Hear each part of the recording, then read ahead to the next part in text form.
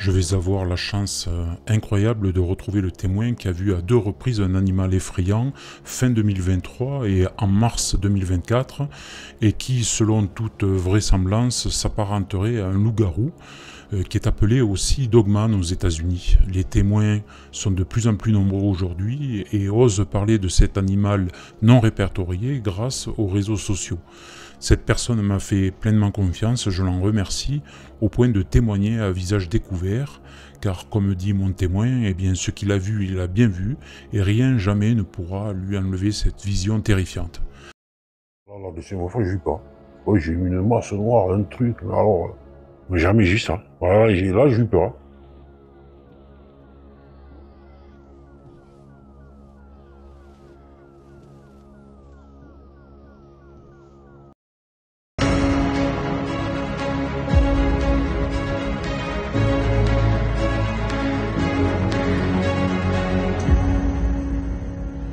Encore merci pour voilà, pour la rencontre. Donc vous l'avez vu 2 fois. Alors on va, bon, les gens expriment le mot loup-garou chaque fois, mais en fait on sait pas trop ce que c'est. Donc moi par définition, j'évite forcément de catégoriser l'animal. Après, on ne sait pas de quoi il s'agit. Et après, il faut laisser place aussi au doute peut-être, et de se dire, voilà, on sait. Après, il y a des représentations qui sont faites de cet animal, enfin en tout cas des choses un peu imaginées, ou d'après les témoignages, ce que ça fait. D'après les images que vous avez pu voir, qui est sur le net, est-ce que vous avez trouvé une image qui pourrait correspondre à votre observation, à ce que vous avez pu voir, ou c'est quelque chose de complètement, ah oui, ça complètement différent? Ça correspond à des trucs que j'ai vus sur Internet. Sur Internet, vraiment, la couleur noire. Le noir, mais alors noir, comme ça, c'est... quelque chose de très intense, ah oui, très profond, quoi. C'est plus noir que le noir, quoi. Oui, oui. Et la deuxième fois, quand je l'ai vu sur la route, là, oui. Bon, il faisait nuit, c'était au mois de mars, avril. 2024, donc. Oui, cette année. Ça, c'est la deuxième fois. Ouais. Et c'était... Mais il faisait nuit, mais il était encore plus noir. J'ai pas pu le rater, parce que la machine était large comme la table, les épaules, voilà. Alors ça, c'était la table, mais en largeur, vous voulez dire la table d'épaule? Le torse. Le haut du torse, hein. Il était vraiment... il courait à quatre pattes comme ça, mais, il courait vers la voiture, et quand il a vu... Boum, il a sauté, il a sauté, il a une hauteur. Parce que là où vous décrivez, en fait, la petite route, là, il y a des murets en pierre. Et là, hier, j'ai un peu filmé, je me suis arrêté à peu près pour voir. Et donc, il a été capable d'un bond, en fait, de sauter par-dessus le muret, quoi. Ah oui, il a sauté, je sais pas, 2-3 mètres, hein, comme rien, quoi. D'accord. Jamais j'ai vu un animal comme ça capable de... Il y a des félins, les grands félins qui font des bombes. Oui, après, ça saute très haut, hein. Même un félin, oui, c'est capable de sauter très très haut. Ça a une sacrée détente. Là, il s'est même pas arrêté, quoi.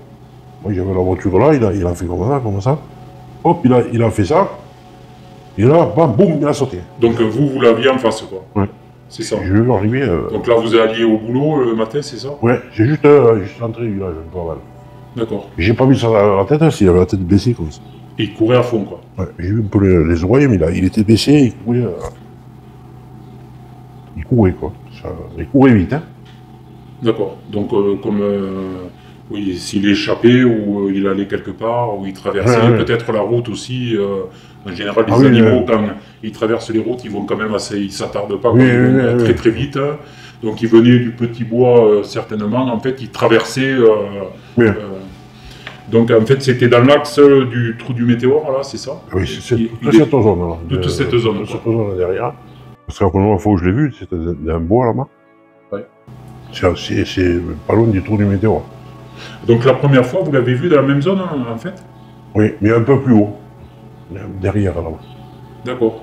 Dans un autre bois aussi? À nous, là, vous avez... il y a un chemin qui part tout droit, là. Oui. Il y a un domaine, là, le domaine du cratère, là. Oui. La route est aiguë, et c'est ce chemin. Et là, pareil, j'ai vu... il était entre 2 arbres. Ça, c'est la première fois. Ouais. Entre deux arbres, c'est-à-dire, il était dans un arbre? Mais apparemment, je pensais qu'il était dans l'arbre, il est descendu de l'arbre. Et il se tenait aux deux arbres, comme ça. D'accord. Et il avait la tête comme ça, il a regardé là-bas. Parce qu'il a vu entendre le tracteur, je crois qu'il a eu peur, il s'est dit, pourquoi je pars. Et là, pareil, boum. Et après, il est parti furtivement, ou vous l'avez vous l'avez pu... là, j'ai dit, oh, attends, je suis resté un moment,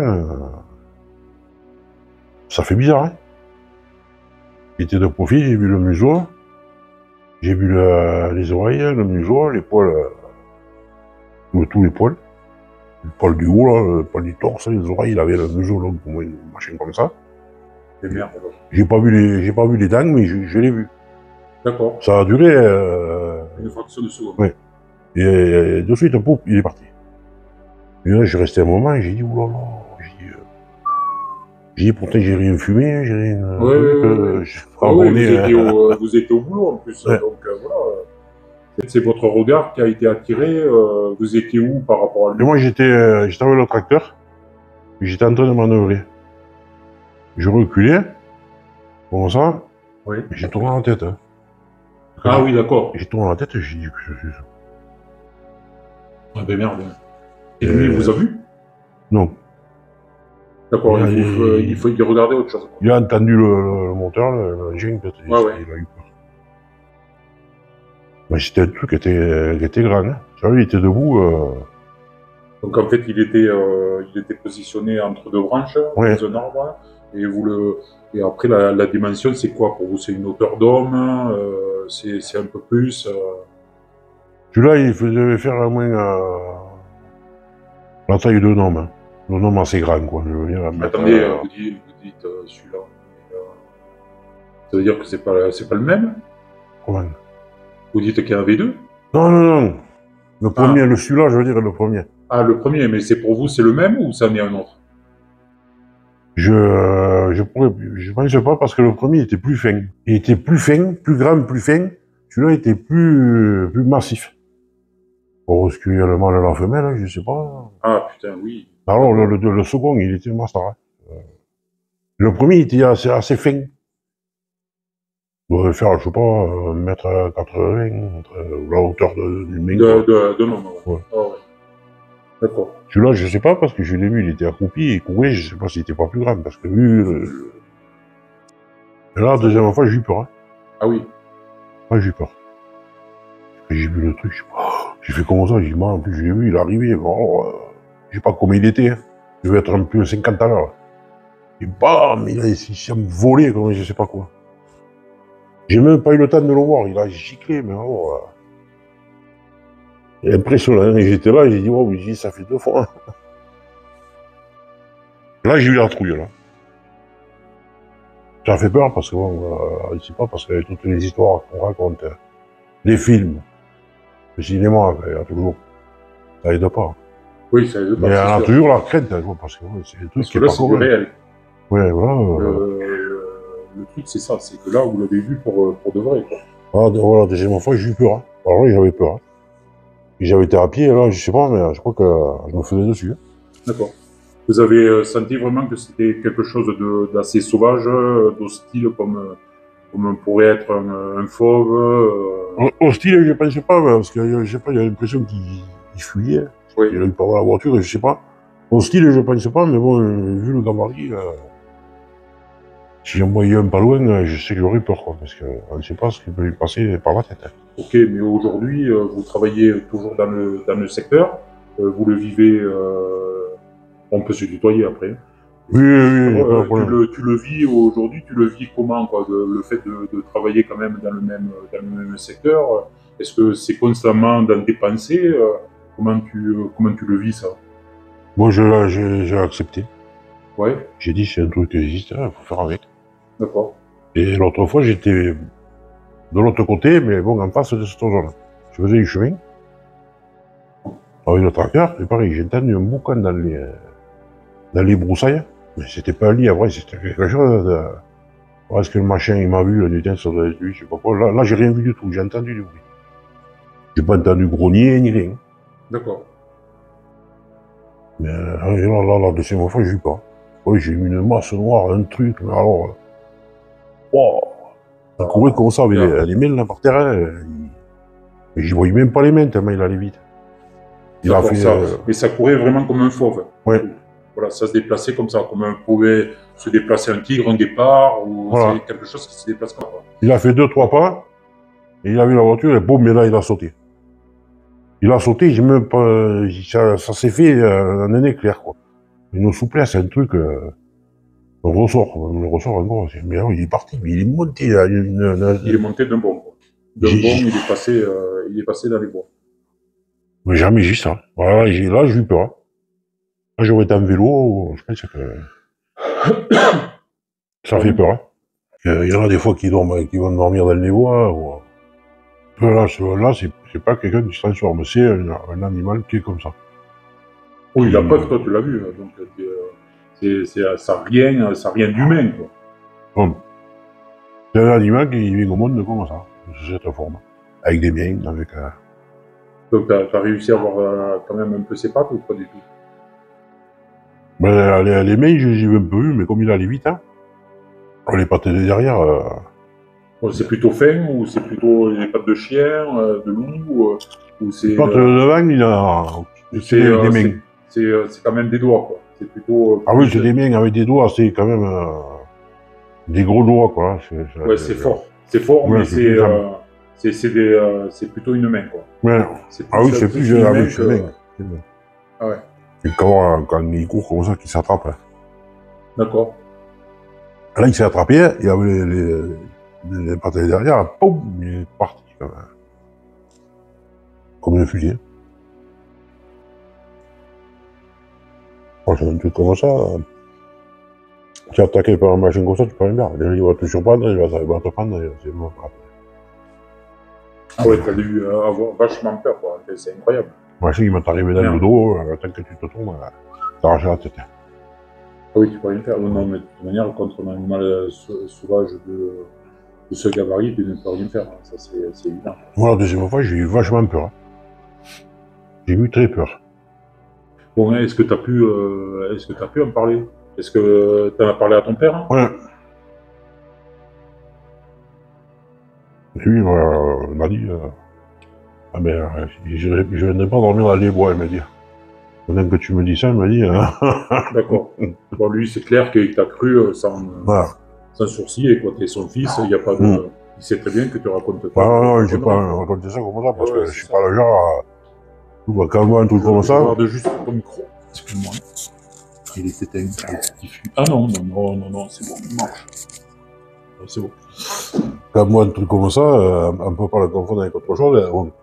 Ça peut paraître invraisemblable pour des gens cartésiens qui pourraient lâcher. Bon, ils peuvent dire, ouais, le mec, il joue bar. Bon, moi, c'est ce que j'ai vu.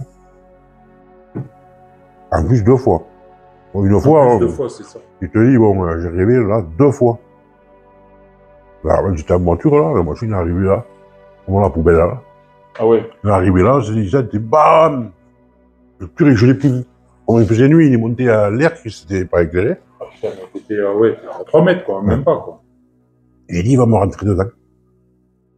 Donc toi t'étais à droite, hein, côté conducteur. Voilà, lui il est arrivé sur le côté. Conducteur, il est à gauche, quoi. Il est arrivé à fond, il traversait la route en fait. Il est descendu comme ça du talus, il a longé ce côté. Je décide de refaire plusieurs fois la route de nuit, zone de la deuxième observation, et je profite de l'interview pour vous partager les images. Il est venu un peu comme ça. Il a traversé la route ou pas? Donc, quand il m'a vu, là, il a retourné. Certainement, je ne sais pas, peut-être qu'il voulait traverser, mais la voiture l'a surpris. Ah, d'accord. Il est resté sur le même côté. Sur le même côté, il a sauté du même côté. Il est remonté sur le talus. Ah oui, d'accord.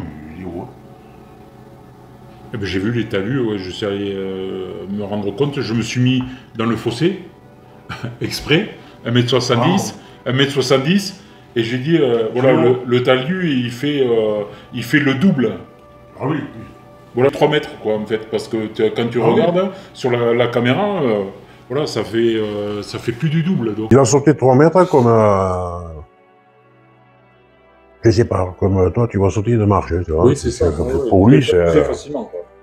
Il courait comme ça, il s'appuyait, hop, j'ai vu les mains comme ça, blam, et hop, il est monté. Mais alors, il est monté, mais alors... Quand il a carrément disparu, parce qu'il s'est appuyé, voilà, il s'est propulsé, mais alors, il est monté, alors, bon, je ne l'ai pas vu, après s'est posé. Parce que bon, après, je roulais, je l'ai pas vu atterrir. Ben, il est monté, mais il est monté à une hauteur, mais il est monté à plus de 3 mètres, mais d'un coup. D'un coup, oui. Il, Oui, ça, quasiment sans appel, quoi. Il courait et il courait, ça a été très facile pour lui. Il s'est arrêté comme ça, il s'est appuyé, blam, il a sauté. Sur les pattes avant, il s'est appuyé, c'est ça, et il a sauté, d'accord. Et alors, bam, là, il a quasiment comme s'il avait disparu parce qu'il est monté en l'air. Mais là, j'ai eu peur. Des cervidés, même, c'est capable de monter des talus très très haut, hein, oui. d'un bon, même oui, c'est plus ça te fait 6 mètres tranquillement, sans problème. Avec un chevreuil, un chevreuil, c'est une grande détente. Quoi, hein, quand tu regardes, ça monte très facilement. Ça descend même dans des ravines, des trucs. C'est adapté pour le sauvage. Hein. Il y a pas de... Là, c'est bizarre parce que c'est paradoxal parce que c'est un animal qui est assez massif, mais de l'autre côté, il est très agile. J'arrête cet entretien ici pour centrer mon enquête uniquement sur les observations. Je vais tout de même continuer à discuter avec Eric pendant plus de 2 heures et je garde bien évidemment précieusement l'intégralité de notre échange. Alors son approche de la faune et de la nature en général en dit long sur sa connaissance du milieu. Il est un fin observateur des variations du milieu naturel dans lequel il évolue, dans lequel il travaille. Et je ne parle même pas d'un changement climatique, hein. Je dois avouer que sa réflexion sera extrêmement pertinente, mais je préfère garder ce sujet, peut-être pour plus tard. Il m'a dit en tout cas une chose que je n'oublierai pas, depuis ces rencontres, m'a-t-il dit, depuis ces rencontres extraordinaires, son instinct envers les animaux s'était révélé d'une manière étonnante et que dans son contact avec les animaux les plus domestiques, comme les chiens, notamment, le rapport et la sympathie avec l'animal se faisaient de manière bien plus directe. Et le plus étonnant, me disait Eric, est que l'animal le ressentait très fortement et adoptait un comportement familier comme jamais auparavant.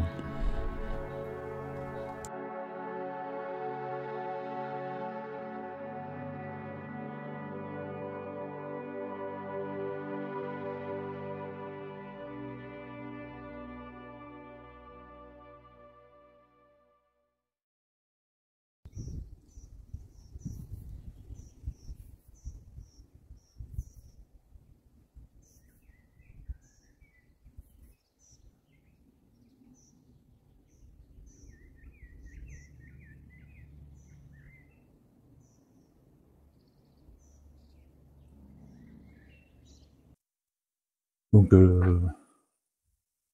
en fait, je suis passé de l'autre côté du massif. Hein. J'ai tracé une grande ligne droite du lieu de l'observation. Et là, je dois me trouver à 1 ou 2 kilomètres au-dessus. Donc, on passe toutes les vignes et on est vraiment dans le massif de la Coquillade. Voilà, en tout cas une partie. Et or les sous-bois ont changé de physionomie. On y voit beaucoup mieux, vous voyez, c'est beaucoup plus espacé.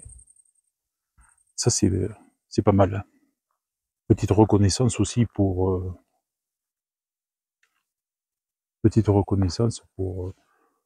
voir le panorama au coucher du soleil aussi, c'est assez sympa.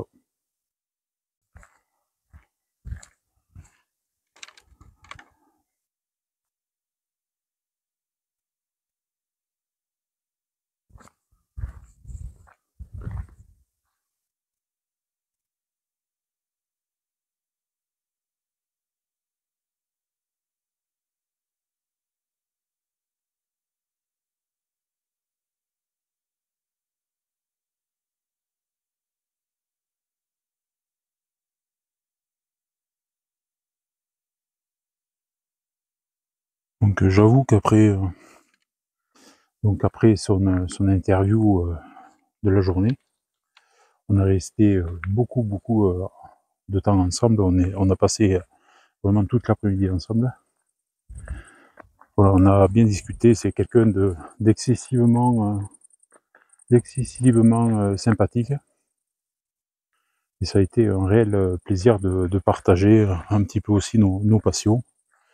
Et quelqu'un de très surprenant, qui voilà, qui est un autodidacte très très intéressant, avec de multiples connaissances.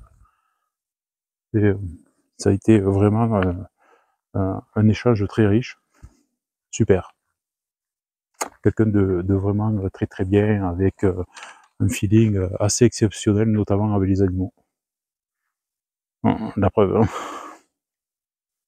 Il en rencontre des extraordinaires même. Et donc j'avoue que en tous les cas, son récit m'a impressionné. Et bon, hier déjà, j'étais pas très serein dans cette campagne là. Colline, c'est un peu, c'est très très sauvage, isolé, et un petit peu anxiogène, hein. J'avoue que franchement, j'avais une drôle d'impression. Il y a constamment un petit peu de vent, ce qui masque beaucoup les sons. C'est très très très perturbant. Et avec, vous voyez, avec des bosquets très très denses, c'est-à-dire que vraiment on n'y voit rien, quoi. C'est d'une densité exceptionnelle. Voilà, c'est magnifique. Vous pouvez apercevoir juste un ovni ici. On a quand même beaucoup de chance ce soir. Un ovni à l'envers, en fait. Un ovni à l'envers, voilà. Ce qui est encore plus rare. Je regarde la densité de la forêt, c'est même pas la peine. Je sais même pas par où commencer pour poser quelques caméras, surtout que je suis très très loin de la région. Donc demain va être pour moi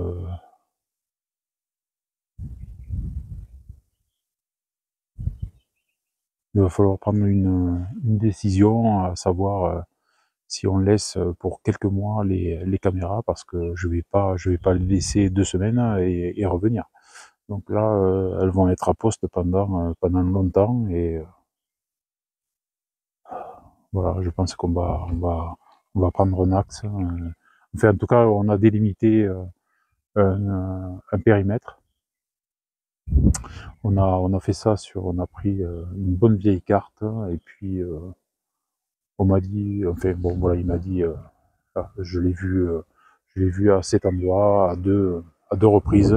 Effectivement, c'est un endroit très très réduit. Mais à 2 reprises, sans affirmer que c'était le même animal bien occupé. Je suis un peu inquiet, j'arrête pas de me retourner, j'entends des bruits partout, et sans véritablement me dire que, enfin pour lui en discutant, au final, il y a bien 2 animaux, voilà, 2 loups-garous distincts, 2 bestioles. Rien que le mot loup-garou, ça me fait peur. Et quand je le prononce, ça me fout l'angoisse.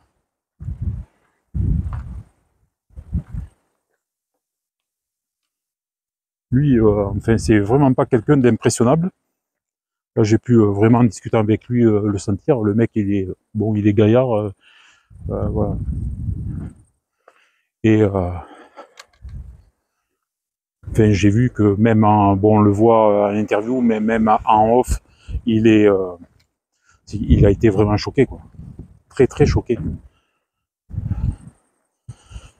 Enfin, il me dit, il aurait pu, je pense, il se serait trouvé face à face à pied, là, comme je suis en train de le faire, là, comme un imbécile, à la tombée de la nuit. Il m'a dit, ouais, je serais tombé dessus, peut-être, je serais tombé dans les pommes, quoi. Ça m'a vraiment perturbé. Ça m'a fait extrêmement peur.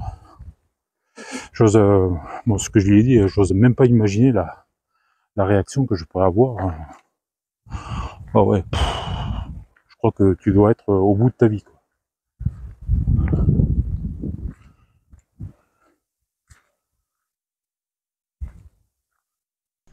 Dans cette colline, pendant que je débriefe devant la caméra, une sensation d'être épié ne va pas me quitter. D'ailleurs, il n'y a qu'à voir ma tête pour s'en rendre compte, et c'est en regardant plus attentivement mes plans durant le montage de la vidéo que je remarque une forme dans le sous-bois qui se démarque d'une façon étrange. En effet, une forme d'un noir plus profond se découpe dans l'obscurité et semble m'observer immobile. Allez, on va dire que c'est une pareille idolie de plus.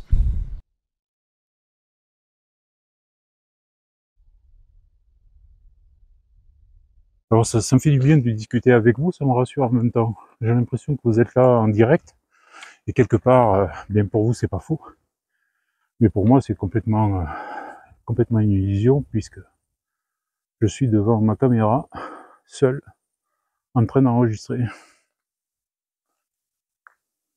Et que je parle ou pas, ça ne change rien.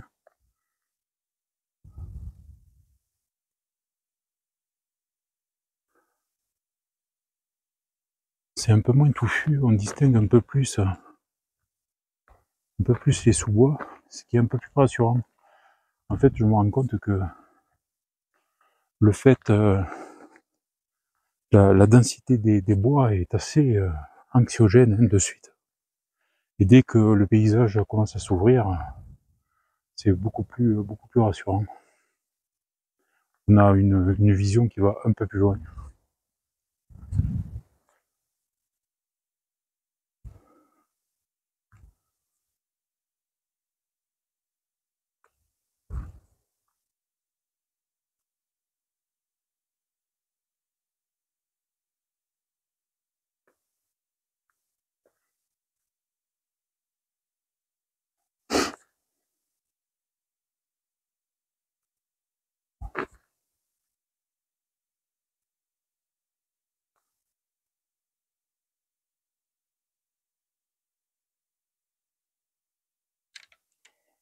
Ah, le paysage est fou. C'est magnifique.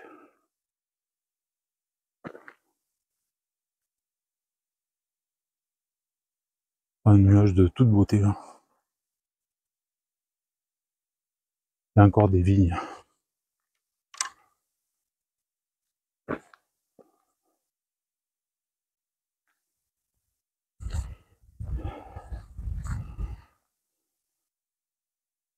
Un petit instrument pour la pluviométrie. Je crois que c'est ça. Et du coup, voilà, ça calcule la quantité de pluie tombée dans une période donnée. Magnifique, hein, quand même, par là. Oh, c'est beau.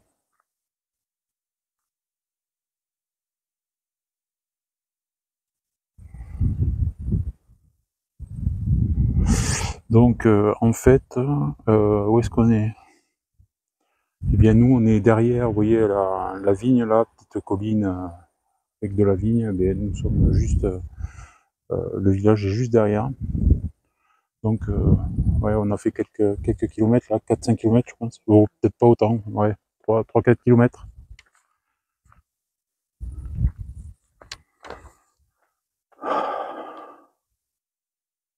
Ah, beauté.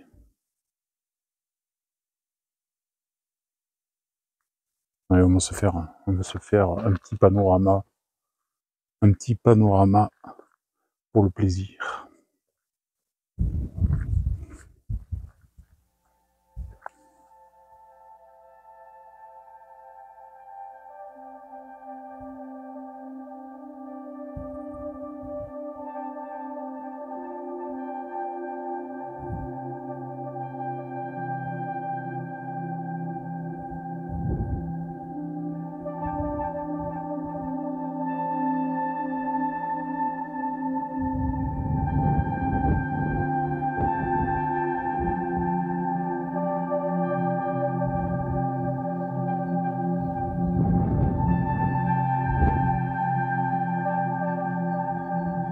aujourd'hui je vais placer les caméras après une bonne journée et demie de repérage.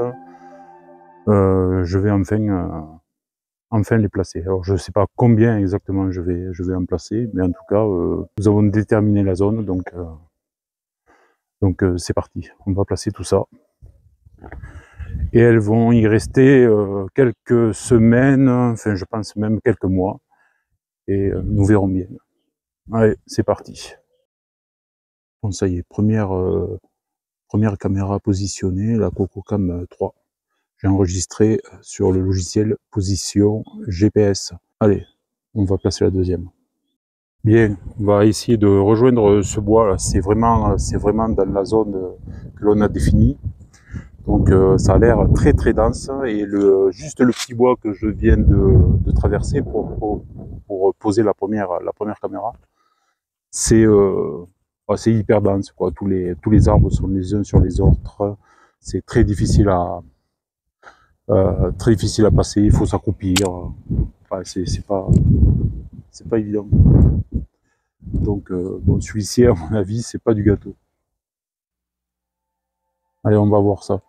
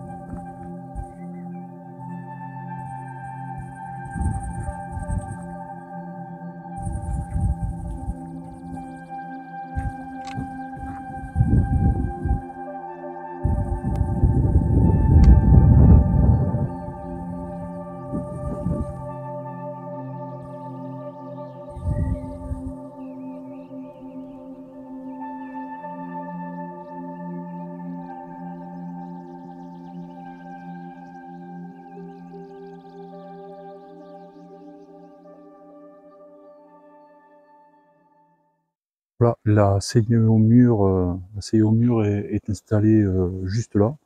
Deuxième caméra. Et donc ça va filmer toute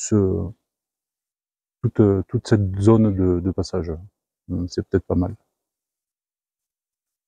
Bon, allez, on continue, on va remonter dans le bois. Troisième caméra de poser, je viens de poser la IG600 d'EasyCare. Bon, le souci, c'est qu'il n'y a absolument pas de réseau ici. Donc, même en direct, j'arrive pas à voir le retour image. Donc, je l'ai positionné dans l'axe en espérant que ça aille bien. Et donc, il faut quand même que j'enregistre sa position GPS pour pouvoir la retrouver. Et avec le logiciel position GPS, hein, eh bien, lui, il n'était pas capable de me faire un point. Voilà, sans réseau, ça ne marche pas. Donc du coup, je suis allé récupérer les coordonnées géographiques sur un autre logiciel qui est Visorando, Visiorando. Et là, j'ai pu rentrer les coordonnées manuellement et enregistrer la position GPS sur l'application dédiée. Et là, ça va bien. Effectivement, la caméra est bien positionnée sur la carte avec les coordonnées rentrées manuellement. Donc, il faut des fois un peu jongler. Allez, on repart pour la pose de la quatrième caméra. Alors, je viens de trouver un coin assez intéressant. Alors, non pas pour forcément poser la caméra, mais en tout cas, ça a l'air d'être le lit d'un ancien ruisseau. Et lorsqu'il pleut, je pense que ça doit couler pas mal par ici.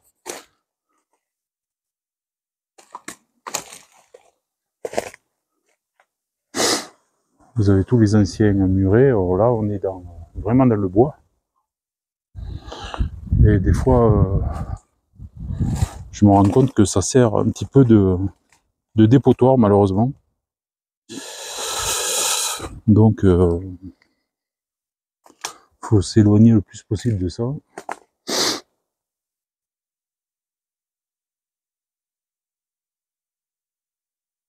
c'est dingue.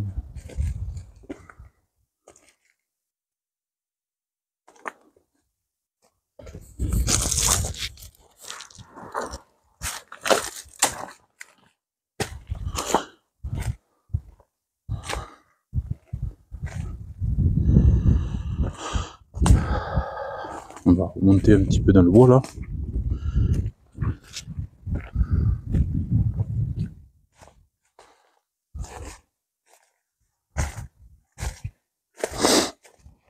Ça c'est pas mal. C'est assez clair. Poser une bonne petite caméra là, ici, et je pense ici, et ensuite je remonterai un peu plus loin dans le bois. Ça me semble parfait. Bon, il n'y a pas énormément de traces, hein. Il y en a quelques-unes, mais je sais pas.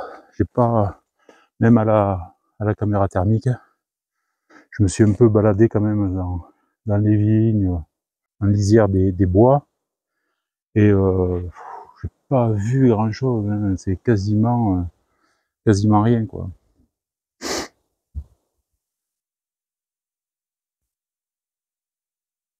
Donc ça doit sortir très tôt le matin, je pense, il faudrait y revenir vers les 3-4 heures du matin, jusqu'à 7 heures, je pense que il doit y avoir plus d'activité. Pourtant, il fait pas très chaud.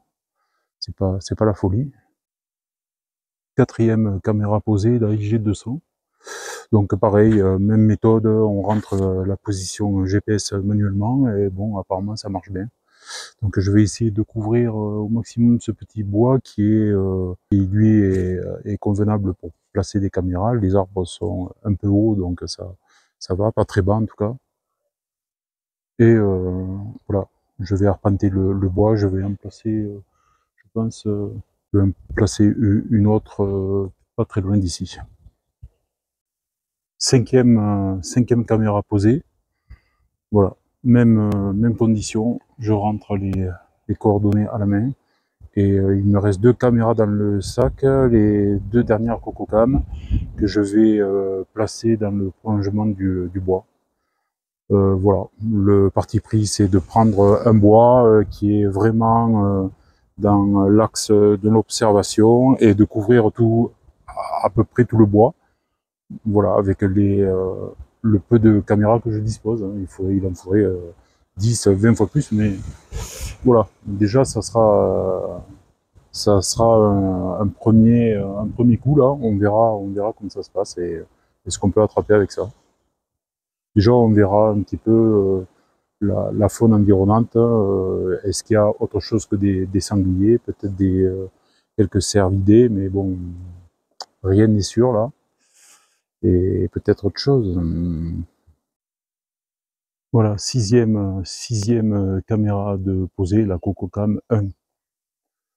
Allez, je pose la dernière et on rentre. 7e caméra posée.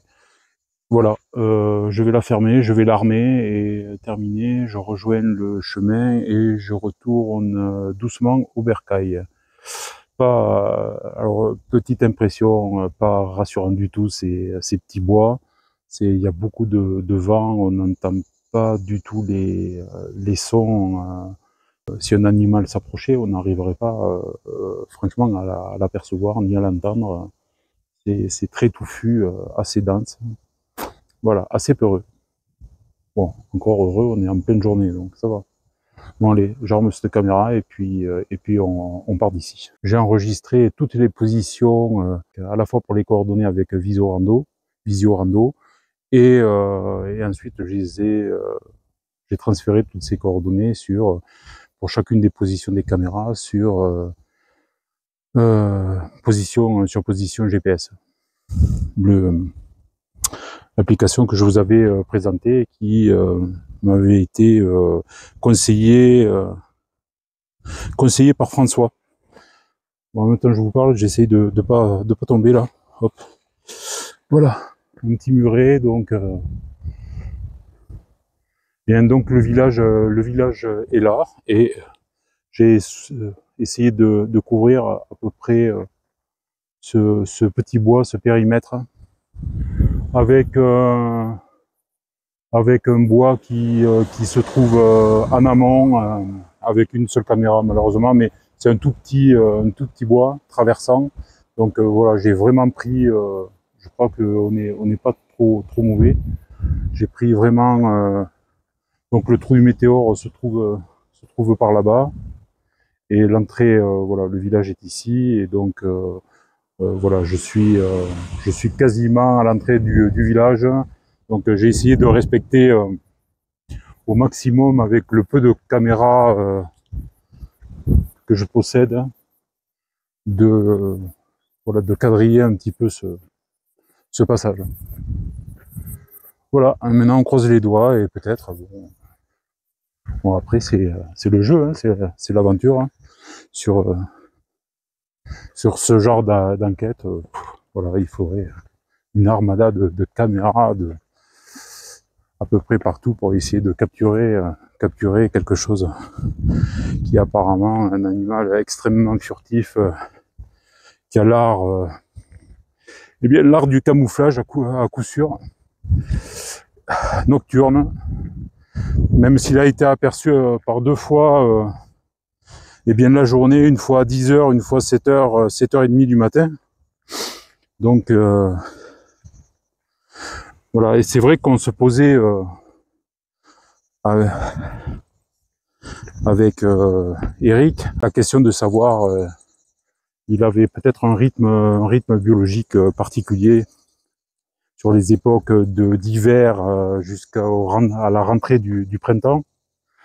Peut-être qu'il avait plus tendance dans les périodes hivernales, étant donné que l'éclairage est un peu plus bas, de sortir plus fréquemment la journée, en tout cas les matinées, ou de rentrer peut-être dans sa tanière un peu plus tard, et que par contre l'été il pouvait très certainement exclusivement sortir que la nuit.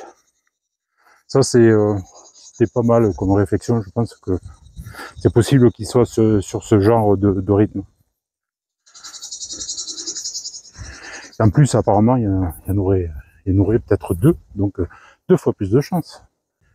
Bien, je vous quitte, on se retrouve un petit peu plus tard. Ciao, ciao. Voilà les amis, c'est ici que s'achève, sur les hauteurs du superbe village de Cabrerolles, que s'achève cette vidéo. J'espère qu'elle vous aura plu. N'oubliez pas de liker, évidemment, de commenter, c'est très important pour le référencement de la chaîne. Et puis abonnez-vous si ce n'est pas déjà fait. Activez la petite clochette de notification, et puis partagez cette vidéo à tous vos amis, à qui vous voulez.